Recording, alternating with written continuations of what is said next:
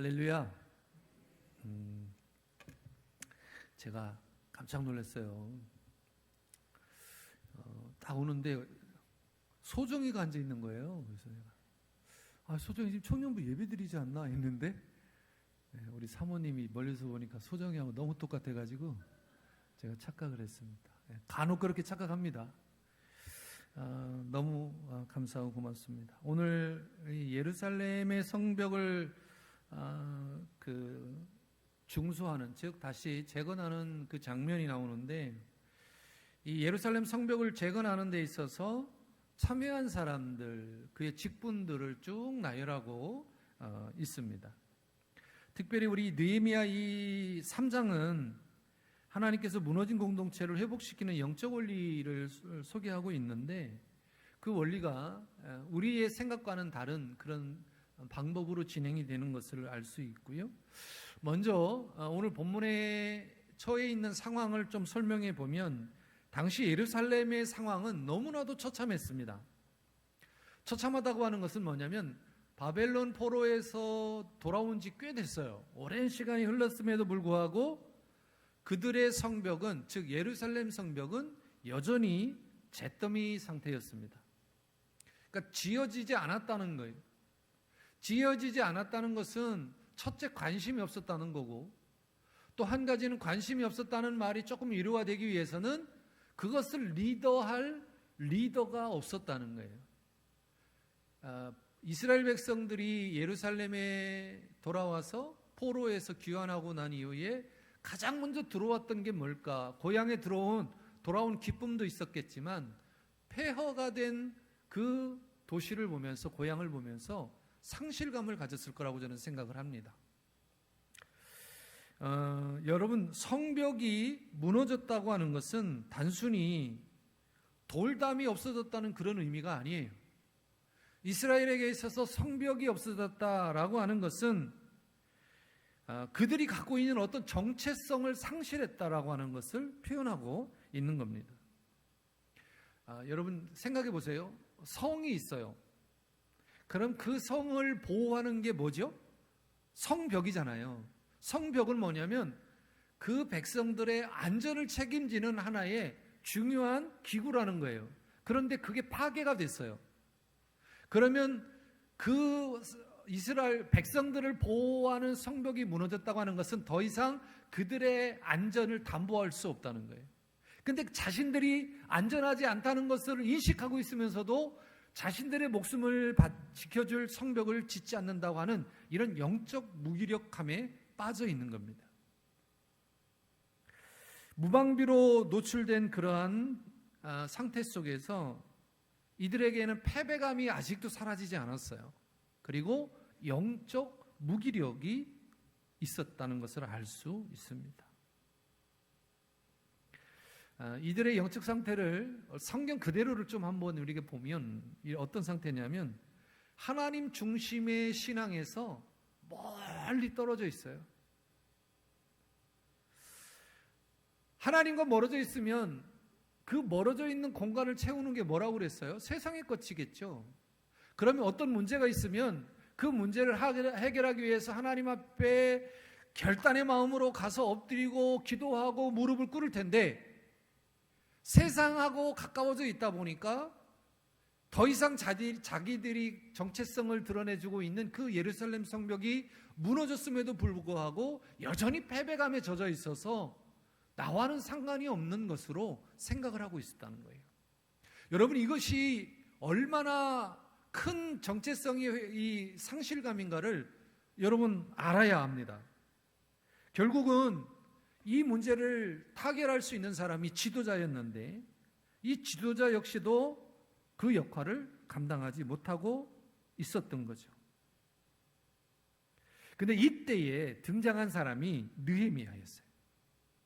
이 느헤미야는 이들이 처해 있는 이 상황, 성벽이 무너졌어도 그걸 재건하려고 하지 않는 패배감과 영적 상실감, 하나님과의 멀어짐 속에 있으면서도 단순히 이것만 채우면 되는 그러한 사역의 일로 갖고 온 사람이 아니었다는 거예요. 느헤미야는 그냥 현장 감독으로 확인하기 위해서 온 것이 아닙니다. 가장 먼저 느헤미야가 하려 했던 것이 뭐냐면 그 백성들이 갖고 있는 패배감, 영적 상실감, 하나님과 멀어져 있는 그 마음을 좁히고 너희들이 누구인가를 깨닫게 하기 위해서 먼저 그들의 마음을 바로잡기 위한 그 모습을 했다. 즉 하나님과 멀어져 있는 그들의 마음 속에 하나님의 비전을 심는 영적 리더십을 발휘했던 사람이 느헤미야였습니다. 자, 오늘 본문에 보니까 그때냐면 이렇게 영적으로 나락해져 떨어져 있는 그 시대에 2장에 있는 그 내용 중문이겠죠.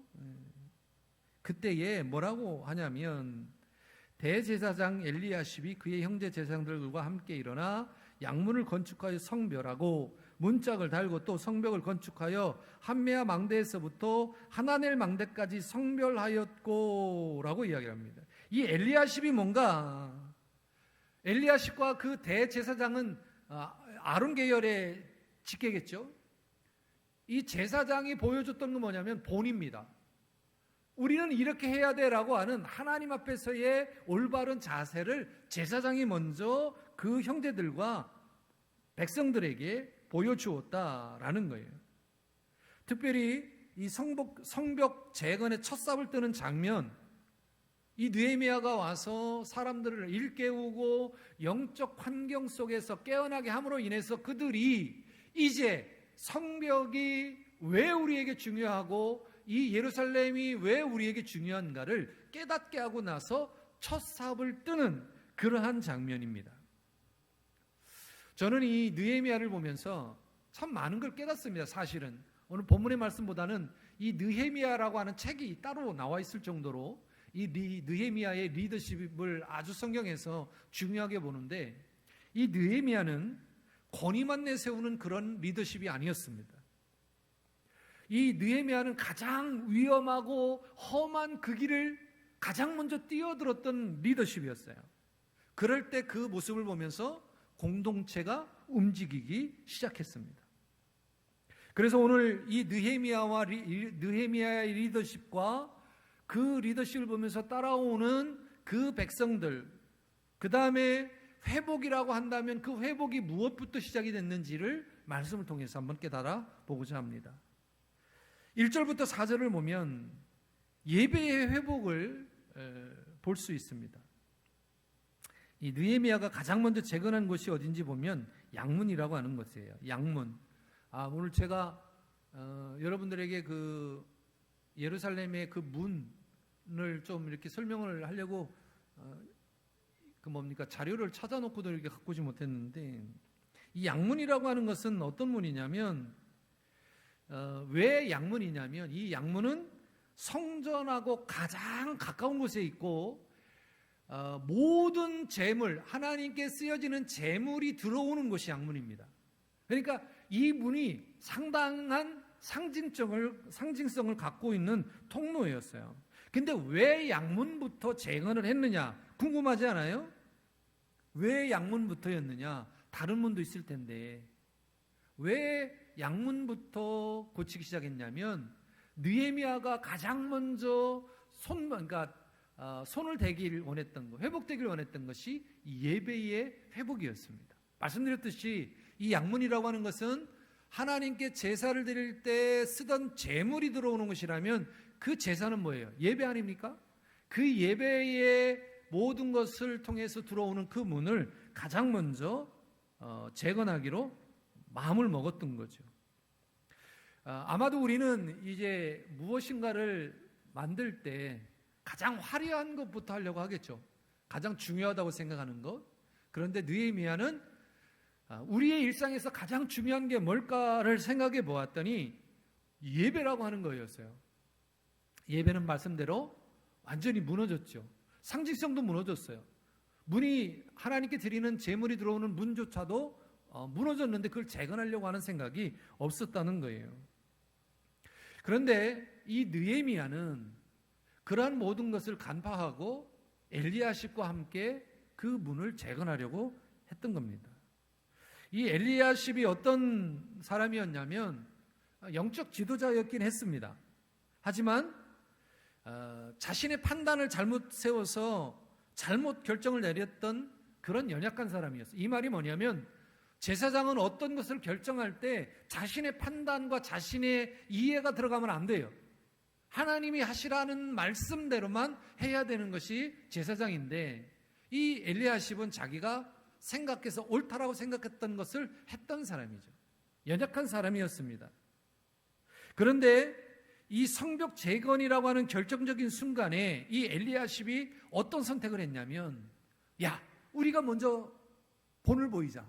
그래서 그의 형제들과 집안의 제사장들을 이끌고 가장 먼저 가까운 그 양의 문을 재건하는 데 앞상을 쓰게 됐죠. 여러분, 얼마나 본이 되는 말입니까? 백성들에게 아마 이 모습이 큰 울림을 주는 그런 장면이었을 겁니다. 지도자가 예배 자리를 지키고 가장 영적인 가치를 중요하게 여길 때 백성들은 비로소 따라오게 되는 거예요. 제가 말씀드렸지 않습니까? 느헤미야가 와서 가장 먼저 한 게 뭐냐고요? 그들이 갖고 있는 지금의 영적인 상태를 가장 먼저 파악하고 그것을 바로잡기 위한 사역을 시작했다라는 거죠. 여러분, 우리가 이 말씀 첫째 1절부터 4절까지 나오는 이 양문이라고 하는 이 문, 어딘가 우리가 사실은 한번 점검해 보아야 합니다. 교회도 많은 시스템에 의해서 돌아가죠. 그래서 교회가 성장하는 이런 부분들을 보면, 야, 그 시스템이 좋았어, 그 프로그램이 좋았어 라고 평가하기도 합니다. 뭐 틀린 말은 아니니까. 하지만 우리에게 있어서의 가장 중요한 것, 그것이 온전한 예배의 형태로서 예배의 형식을 갖추고 이들이 이야기했던 양문, 하나님께 예배드리러 가는 그 문의 그 중요성을 생각하고 가장 먼저 그것을 우선했느냐, 이것을 우리가 생각해 보아야 한다는 거예요. 사실 제가 목사이지만 늘 드려지는 이 예배 속에 항상 고민하는 게 있어요. 내가 하나님이 주신 영감으로 작성한 이 설교를 듣고 성도님들이 얼마나 은혜를 받을까. 내 설교 이야기를 듣고 제가 하나님이 주신 말씀으로 고민해서 만든 이 말씀을 과연 얼마나 들을까. 근데 제가 실망한 적이 딱 한 분 있어요. 우리 교회 유튜브가 있거든요. 여러분 아세요? 우리 교회 유튜브 있는 거 아세요? 모르시나요? 그런데 제 설교가 오늘 올라갔습니다. 벌써 11시 예배 설교는. 근데 일주일 가면 몇 명 읽을까요? 몇 명이 볼까요? 우리 강장로님 정확히 하시네. 12명에서 14명. 2주 가면 23명. 3주 가면 35명. 아마 이것도 본분이 또 보고 클릭을 해서 넘어가지 않았나 싶어요. 그래서 제가 가장 인간적인 생각을 했어요. 예를 들어서 큰 교회 목사님들은 조회수가 15,000, 2만 이렇게 올라가는데 제가 들어보면 큰 교회 목사님도 설교 별거 아니던데 라고 오해하지 말고 들으세요. 그냥 제가 그렇게 생각하다는 거예요. 근데 거기는 성도님들이 들어가서 막 클릭하고 은혜 받았대요. 그런데 담임 목사 설교는 14회, 15회. 찬양대 찬양은 20회가 넘어가요. 짧아서 그런지 몰라도. 그래서 스스로 내가 설교를 못하는구나 이런 생각을 한번 해보게 됐어요. 근데 되게 마음이 좀 그랬습니다. 제가 지금 그랬다는 마음을 하려고 하는 것이 아니라 그런 고민들이 제게 있는 거예요. 그래서 요즘은 이 조회수에 신경 쓰지 않습니다.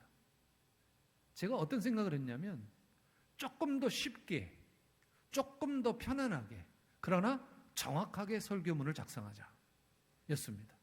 그래서 이것저것 주석이나 뭐나 또 이해할 수 있는 부분들을 많이 사용합니다. 신학적인 의미에서 벗어나지 않는 한. 그래도 한번 인식이 베껴버리는 것은 지워지지 않는 것 같아요. 제가 우리 새벽 설교 요즘에 이사야 59장, 이제 60장 넘어갔거든요. 이제 얼마 남지 않았는데, 제가 아침에 이제 워킹을 하면서 제가 설교하는 것을 한번 듣습니다.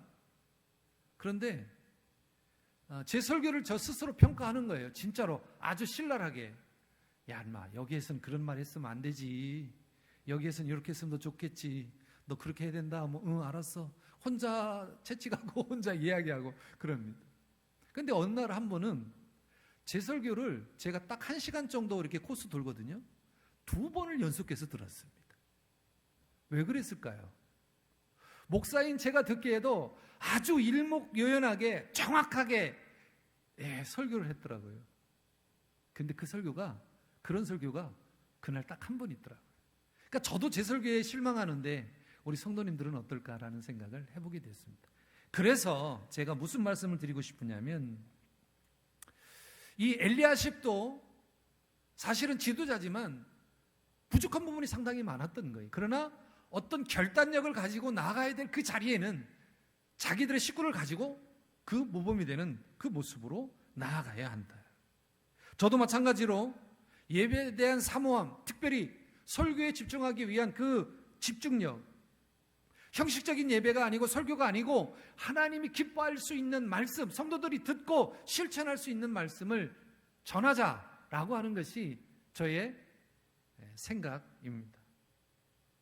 제가 왜 그렇게 설교를 하기로 작정했냐면, 어떻게 보면 여러분들이 일주일 동안 살아가면서 여러분을 보호해 줄 수 있고, 내가 이것을 이렇게 해야 되겠구나라고 다짐할 수 있게 만드는 것이 제 설교라면, 제 설교가 어설프거나 아니면 누구 말대로 누구 목사님 걸 베껴와가지고 그대로 전하는 그런 어리석은 누를 벌하게 되면 결국은 성도님들은 곁길로 빠질 수 있겠구나라는 생각을, 위험을 느끼게 됐어요. 그래서 내가 바로 서지 않으면 우리 성도님들도 저를 신뢰하지 않겠고, 이 사랑의 교회를 위해서 몸을 버려서, 몸을 던져서 사역하지 않겠구나라는 생각을 해보게 됐습니다. 여러분 모두도 예배의 회복은, 제가 드린 말씀은 제가 스스로 예배를 회복하자라고 하는 말씀을 드리는 겁니다. 여러분에게도 여러분에게 스스로에게 있어서 회복되어야 될 부분이 있으면, 예배에 관한 것이 회복될 일이 있으면 회복하시는데 애를 쓰고 기를 쓰시는 여러분 되시기를 주님의 이름으로 축원합니다. 5절부터 8절을 보면 두 번째인데, 우리가 사역을 하다 보니까 제가 이런 경우들이 있어요.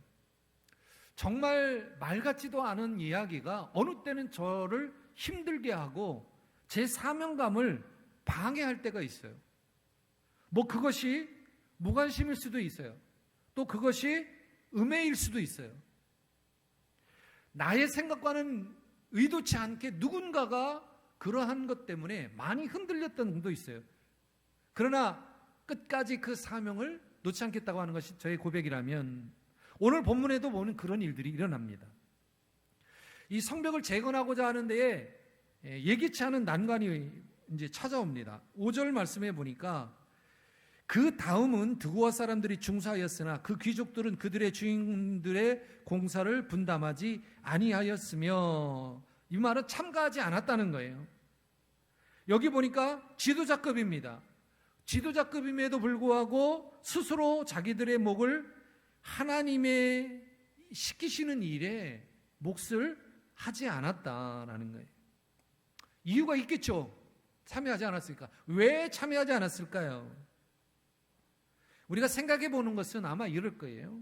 안락한 삶을 유지하고 싶었겠을 것이고, 또 한 가지는 성벽을 재건하려는 이런 도비아와 같은 세력으로 보이는 그런 사람들과 결탁했을 수도 있다. 뭐 그럴 수도 있고 저럴 수도 있겠지만, 중요한 것은 뭐냐면 그들이 참여하지 않았다. 공동체를 세우다 보면 반드시 이런 사람들을 만납니다. 우리 교회에도 있을 수 있어요. 큰 사역 앞에 너희들끼리 해, 나는 뒤에서 지켜보기만 할게, 그러신 분들도 있을 수 있어요. 뭐 우리가 이해할 수 있죠. 이해할 수 있어요. 몸이 불편하거나 아니면 참여하려고 싶지만 환경과 여건이 시간이 할 수 없는 지경이라면 어쩔 수 없어요. 그러나 그 직분이 중하고 해야 될 일이 있는데도 하지 않는 사람들, 그 사람들이 안 할 때는 분명한 이유가 있다라고 생각해 볼 수 있죠.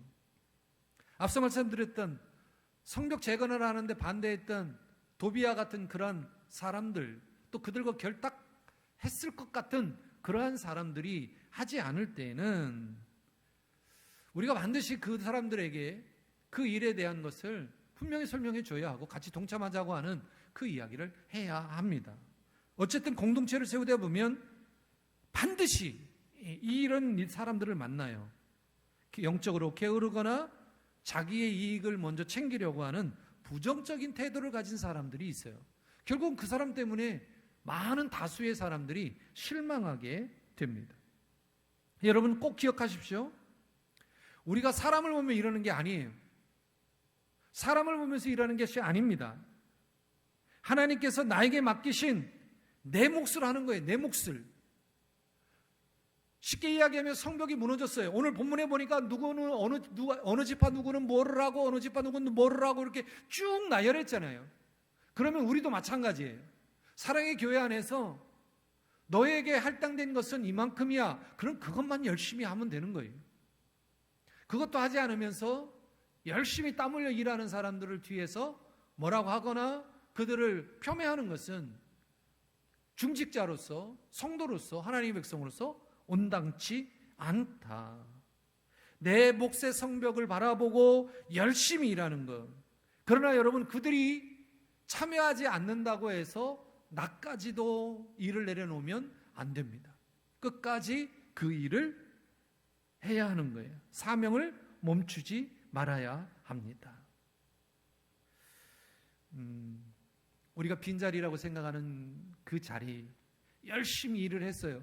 근데 그 자리가 되게 빈자리처럼 여겨져요.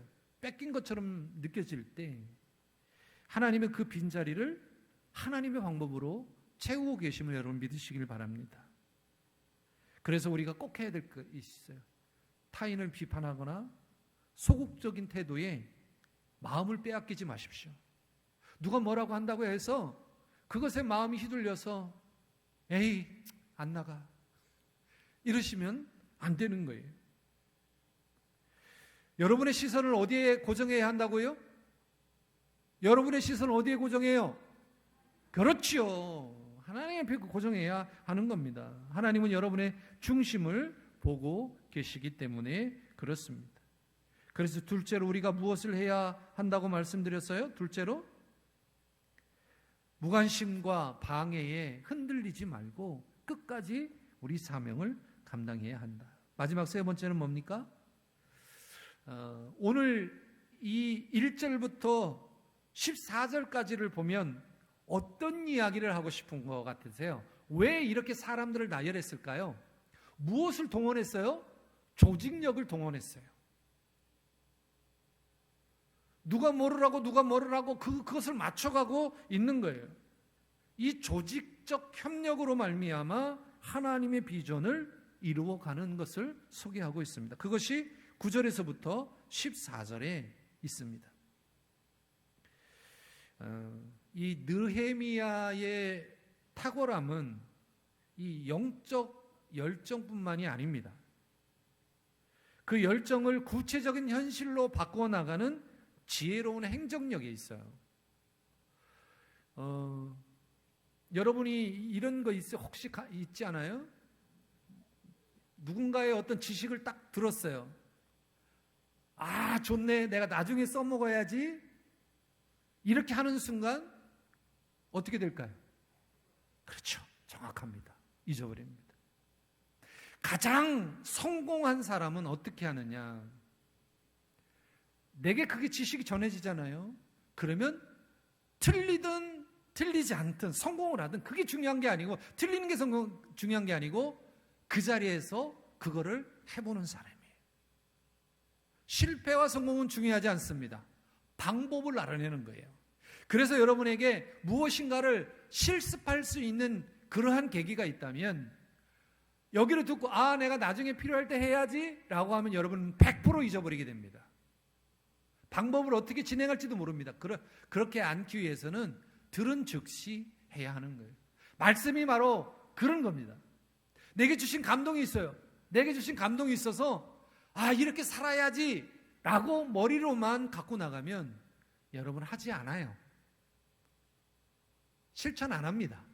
그때는 마음이 막 뜨거워서 이렇게 해야지 했는데 여러분 설교 딱 끝나고 축도 끝나고 딱 나가보십시오. 냉랭해질 거요. 그 정도는 아니더라도 내가 이렇게 해야지 그거를 잠시 뒤로 머물러 놓고 안 하게 되는 겁니다. 느헤미야가 어떤 능력이 있었냐면 그런 사람들을 하나로 딱 묶어서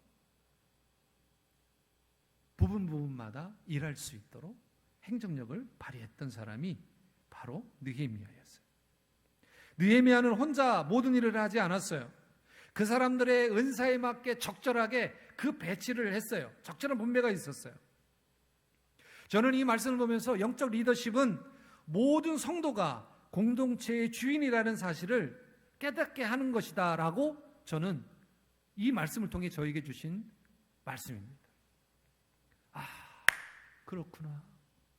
그렇구나. 사실 제가 그런 막 밀어붙이는 게 없어요. 예를 들면 기도하고 준비해서 저분을 이렇게 사용하길 하나님은 원하시는데 목사님 아시죠? 저 구역장이에요. 1년에 한 4번 식당 하는 거 아시죠? 그거 하나만 해도 아주 벅차요. 못해요. 그럼 제 마음이 어떨까요? 무너집니다. 그럼 누구 시키지? 그래서 제가 전에 읽었던 느헤미야 책을 다시 한번 오픈했습니다. 그 지혜를 얻기 위해서 오픈했습니다. 여러분, 하나님이 여러분을 사용하시고 싶어 하세요.